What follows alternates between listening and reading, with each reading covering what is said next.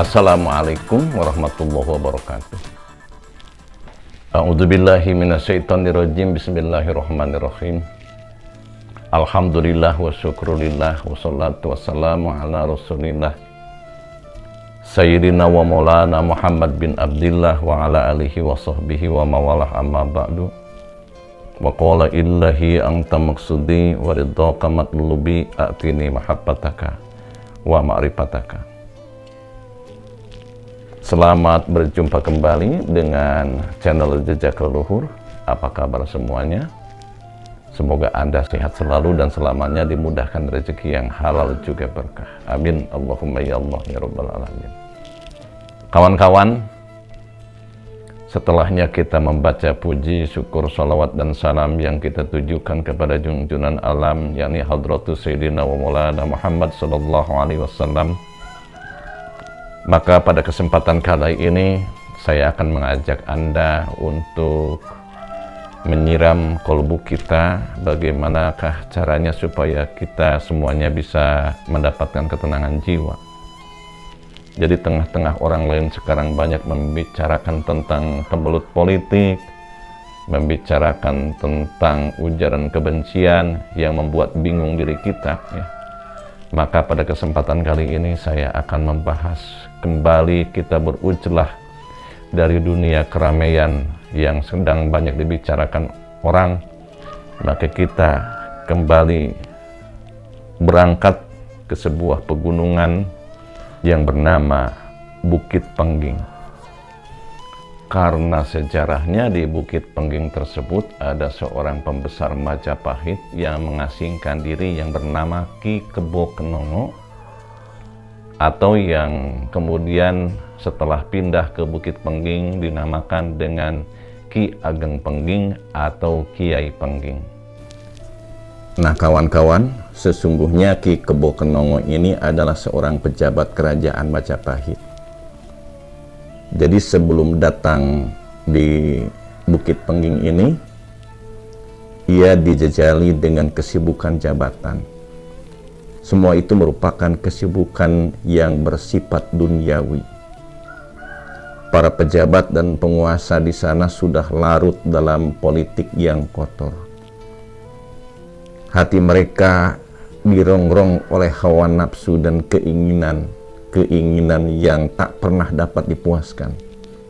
Mereka ingin kaya, ingin berkuasa, ingin dihormati, dan ingin menggulingkan lawan maupun kawan. Di sisi lain, hati mereka dihantui oleh perasaan cemas dan takut. Ketakutan itulah karena khawatir jabatannya akan terguling, khawatir hartanya lenyap, khawatir kewibawaannya hilang di mata rakyat, atau khawatir tiba-tiba ditikam dari belakang oleh lawan politiknya. Nah kawan-kawan, sejarah adalah gambaran di masa sekarang. Sekarang pun tidak berbeda jauh. Ketika kita berada di kantor, terkadang ada teman kita yang ingin menyayangi diri kita. Ya, tidak terasa kawan-kawan. Seharinya ngopi bareng, makan bersama, ada undangan datang, ada yang meninggal juga datang, ada yang sakit menengok. Tetapi tidak tahu di belakangnya ternyata banyak orang yang membenci, banyak orang yang ingin menggeserkan kedudukan kita. Bahkan hati-hati apabila kita bisa berbuat kejahatan, bisa-bisa kita sendiri dilaporkan ke pengadilan.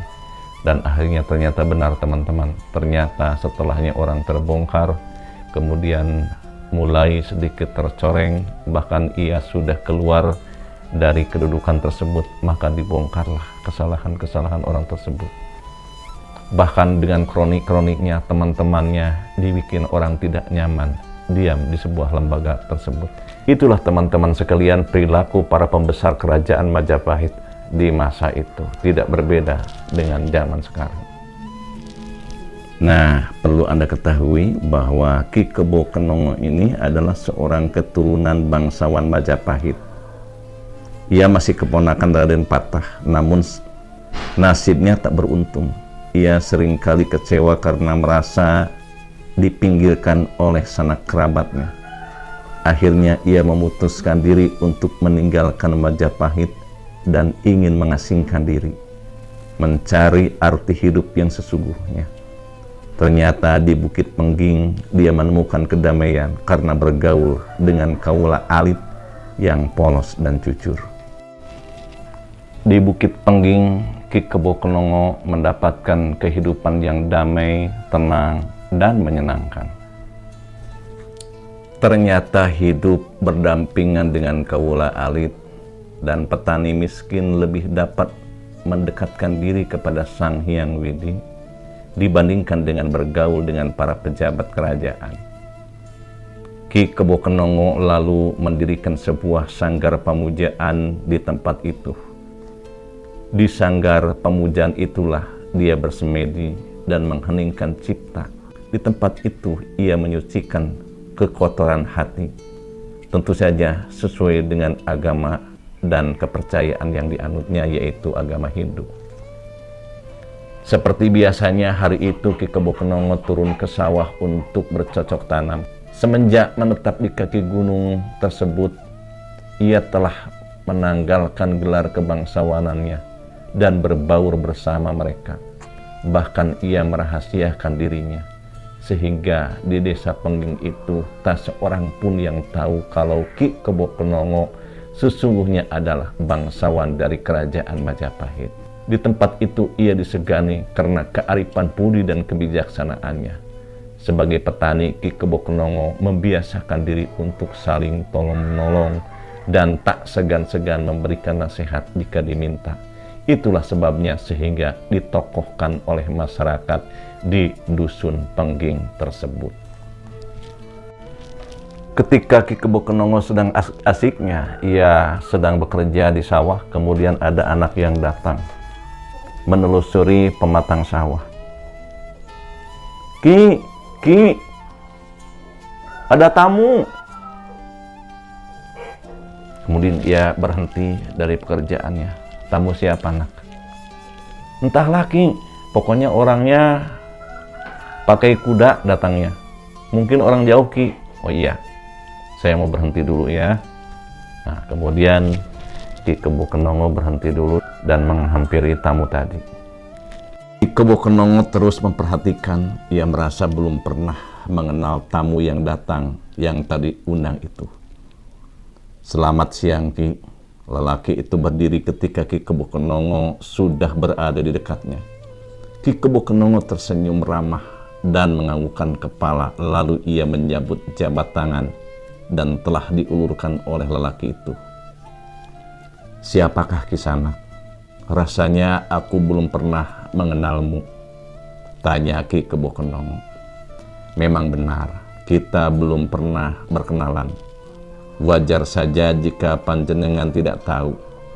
Sesungguhnya saya datang dari Krenda Sawah, namaku Siti Jenar, jawab lelaki itu. Lalu siapakah panjenengan? Aku Ki Kebo Kenongo, jawabnya. Lelaki yang mengaku bernama Siti Jenar itu tampak gembira sekali karena orang yang dicari sudah berada di hadapannya. Tidak salah kedatangan saya ke Bukit Pengging ini memang untuk menemui Ki Kebo Kenongo, ujarnya dengan hati berbunga-bunga. Ki Kebo Kenongo masih berdiri di tempatnya, senyumnya mengembang begitu ramah. Sebaiknya kita bicara di dalam saja, ajak Ki Kebo Kenongo mendahului masuk ke rumahnya. Saya lebih suka jika Ki Kebo Kenongo sengaja ke sanggar pemujaan itu, ujar Siti Jenar sambil menunjukkan sanggar pemujaan di samping rumah Ki Kebo Kenongo. Ki Kebo Kenongo tersenyum. Ia kemudian mengubah langkah dan mengajak tamunya ke sanggar pemujaan. Pandangan Siti Jenar menyapu setiap sudut ruangan yang berada di sanggar tersebut. Ruangan itu lumayan luas sehingga 2 orang saja duduk di sana masih terasa longgar. Sebelumnya memang aku belum pernah mengenal Kisanak. Ki Kebo Kenongo mengulang kata-kata yang pernah diucapkan tadi. Siti Jenar tersenyum. Ia merendahkan tubuhnya dan duduk bersila di hadapan Ki Kebo Kenongo. Adakah keperluan yang penting denganku? Tanya Ki Kebo Kenongo. Memang, kalau tak ada keperluan mungkin saya tak akan datang ke Pengging, jawab Siti Jenar. Apa keperluan Kisanak? Seperti yang telah saya katakan tadi, saya adalah Siti Jenar sebagai anak rakyat yang tiba-tiba mendapatkan kehormatan dari Tuhan, sehingga saya datang kemari ingin berkenalan dengan Ki Kebo Kenongo ini. Dengan seperti ini saya lebih dekat mengenal Ki Kebo Kenongo.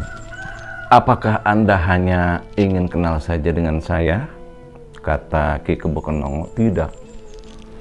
Sesungguhnya saya ingin mengenal ilmu yang Anda miliki tentang ilmu budi dan karsa. Loh, kok tahu saya mempelajari ilmu budi dan karsa? Ya iyalah, mari kita satukan antara ilmu Anda dengan saya, dan kita sharing bersama-sama di sini. Saya juga mendengar kalau Paduka Ki Kebo Kenongo adalah keturunan bangsawan dari Trowulan Majapahit, ujar Siti Jenar. Mendadak wajah Ki Kebo Kenongo merah padam, karena jati dirinya selama ini dirahasiakan diketahui oleh orang lain. Namun ia berusaha untuk menyembunyikan kegelisahannya. Ia mencoba untuk tersenyum. Benar, jawab Ki Kebo Kenongo sambil mengangkat kepala, tetapi pandangannya tertuju pada lantai papan sanggar pemujaannya. Aku ini orang dari Trowulan Majapahit, namun nasibku tidak seberuntung orang-orang lain. Lagi pula orang-orang di sana sudah tidak sejalan dengan pikiranku. Mereka banyak menyalahi budi dan karsa. Aku mempertahankan jalan kebenaran, akhirnya menjadi tersisih. Aku mengasingkan diri di Bukit Pengging ini sebagai petani.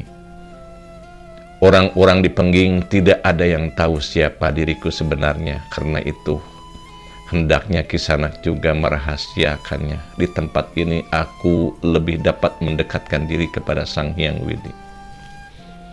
Suasana menjadi hening. Siti Jenar tidak segera berbicara. Ia sedang mengatur cara untuk memulai tujuan yang sebenarnya. Sesaat setelah itu ia berkata, Paduka Ki Kebo Kenongo, kedatangan saya kemari ingin menyatukan ilmu itu dengan ilmu yang saya miliki. Karena dengan rendah hati saya datang kemari semata-mata bertujuan untuk menimba ilmu dari Paduka, sekaligus bertukar pendapat. Apakah Paduka tidak keberatan? Oh, dengan senang hati. Tentu aku merasa beruntung bisa bertemu denganmu, wahai Siti Jenar. Karena ku anggap kau orang yang bijaksana, jawab Ki Kebo Kenongo sambil sedikit memuji tamunya. Janganlah Paduka memuji seperti itu, karena pujian yang sesungguhnya bukanlah dari manusia, tetapi dari Tuhan. Lagi pula belum waktunya saya dipuji-puji karena saya merasa masih belum bijaksana, tangkis Siti Jenar. Keduanya lalu terlibat pembicaraan serius. Dialog yang tidak pernah dilakukan oleh orang-orang awam. Perbincangan tingkat tinggi. Dari pembicaraan yang cukup lama, ternyata pandangan Siti Jenar dengan Ki Kebo Kenongo memiliki banyak kesamaan. Tak heran dalam waktu singkat mereka pun menjadi sahabat. Mereka saling melempar dan menjawab pertanyaan. Semuanya dianggap dengan arif dan bijaksana. Meskipun kadang-kadang ada sebagian pembicaraan yang harus dikemukakan sedikit berdebat.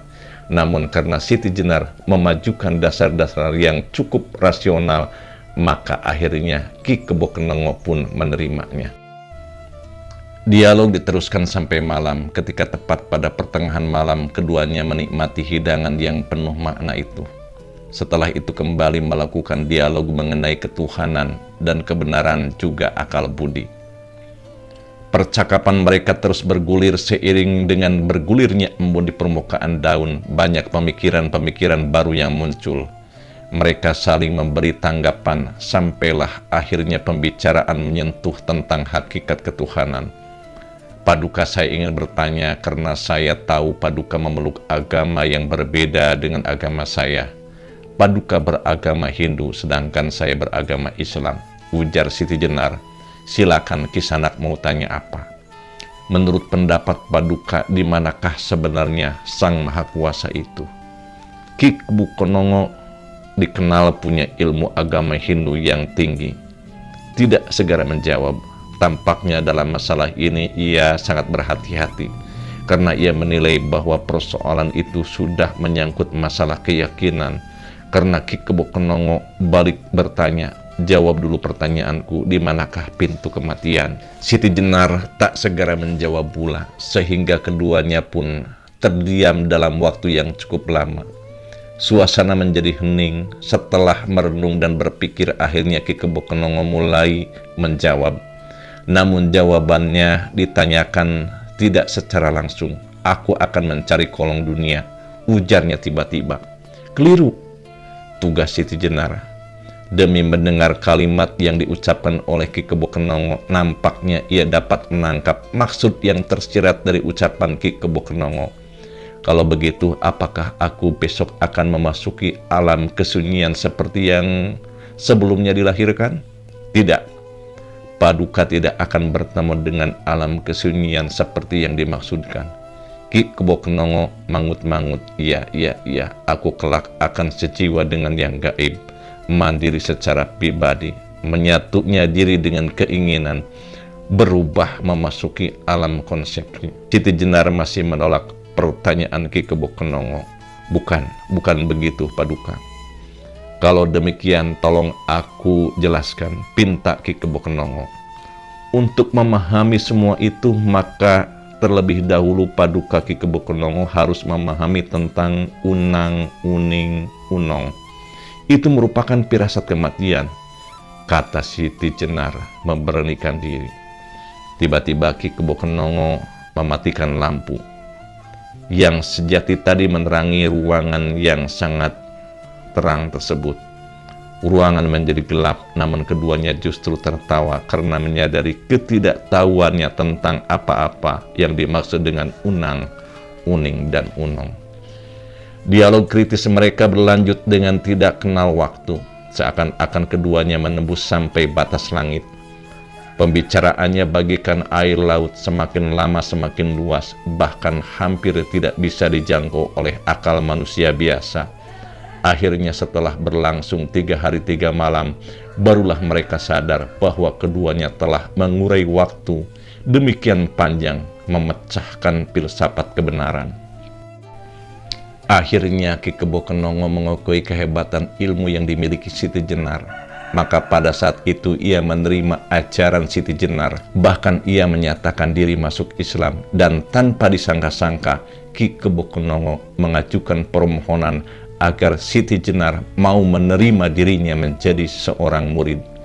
Semenjak itu Ki Kebo Konongo menjadi lebih arif, santun, dan rendah hati. Ia kemudian diberi julukan sebagai Ki Ageng Pengging.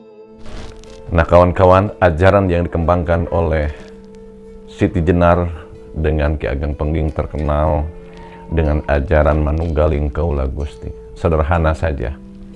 Manunggaling Kaula Gusti itu adalah artinya kita sudah bisa ma'rifat kepada Allah Subhanahu wa Ta'ala. Karena memang ma'rifat itu adalah pelajaran awal. Awal wajibin al insani ma'rifatul illahi bistiqoni. Jadi yang pertama kita kaji adalah ma'rifat kepada Allah. Dan sesuatu hal yang bisa ma'rifat kepada Allah itu tentu saja ada dengan jalan-jalan tertentu, dengan ilmu-ilmu tertentu. Yang tentu saja ilmu itu harus ada gurunya. Dan ajaran yang diberikan oleh Syekh Siti Jenar kepada Ki Ageng Pengging, isinya adalah bagaimana caranya supaya bisa eling kepada Allah dalam artian dzikir.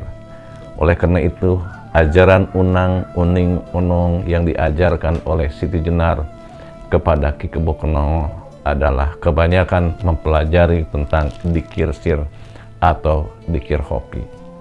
Terima kasih atas segala perhatian, mohon maaf atas segala kesalahan. Saya Abu Zamzam dari channel Jejak Leluhur mengucapkan terima kasih. Billahi taufiq wal hidayah. Wassalamualaikum warahmatullahi wabarakatuh.